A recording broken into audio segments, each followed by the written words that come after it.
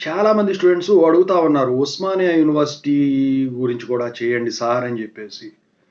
So, ఇంకా చాలామంది కామెంట్లు పెట్టాడు. అప్పుడు మమ్మల్ని పట్టించుకోండి అని జెప్పేసి స్టూడెంట్స్ అడుగుతా ఉన్నారు. అయితే ఇప్పుడు ఈ టాపిక్‌తో మొదలెడదాం. ఏంటంటే నవంబర్ 3 నుంచి కాలేజీలన్నీ బంద్ అన్నారు గదా! ఉస్మానియా యూనివర్సిటీ కింద ఉన్న కాలేజీలు గూడా క్లోజ్ అవుతాయా? సో, దీని గురించి చెప్పబోయే ముందు అయితే ఇంతవరకు ఈ ఛానెల్ సబ్స్క్రైబ్ చేసుకునేవాళ్ళు ఎవరైనా ఉంటే సబ్స్క్రైబ్ చేసుకొని వీడియో లైక్ చేసి షేర్ చేయండి.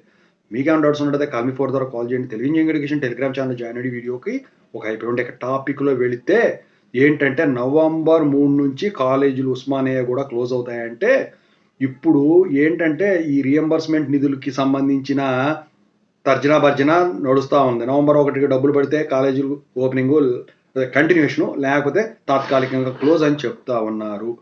వాళ్ళనేది ఏంటంటే ప్రభుత్వం వాళ్ళు పైన పటారం లోన లొటారం ఈ రీఎంబర్స్మెంట్ సంబంధించిన నిధులు దుర్వినియోగం అయిన కాలేజీలన్నీ చూడండి అని చెప్పేసి ఇన్స్పెక్షన్ అది ఇది అని వీళ్ళు హడావుడి చేస్తా ఉన్నారు.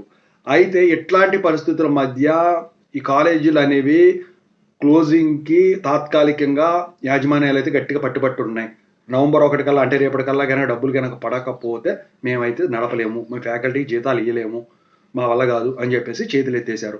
అసలు రావాల్సినయి గూడా కాకుండా ఇవ్వాల్సినయి ఎంతో కొంత మనకి రావాల్సినయి ఇస్తానన్నయి దీపావళికి ఇస్తానన్నయి ఇవ్వలేదని జెప్పేసి వీళ్ళు కళాఖండిగా పెట్టుకున్నారు. అయితే ఉస్మానియా యూనివర్సిటీ కింద ఉన్న అన్నీ గూడా ఏవైతే రీయింబర్స్‌మెంట్ కింద నడుస్తా ఉన్నాయో అవి గూడా క్లోజ్ అయ్యే పరిస్థితులైతే కనిపిస్తా ఉన్నాయి. ఒకవేళ ఈ నిధులు రాకపోతే. మరి నిన్న మీరు గమనించినట్టయితే ఎస్ఎఫ్ఐ, ఏబీవీపీ వాళ్ళు గూడా నిన్న బంద్ చేయడం అయితే జరిగింది కాలేజీలు. మరి మీకు కూడా తెలిసే ఉంటది గదా!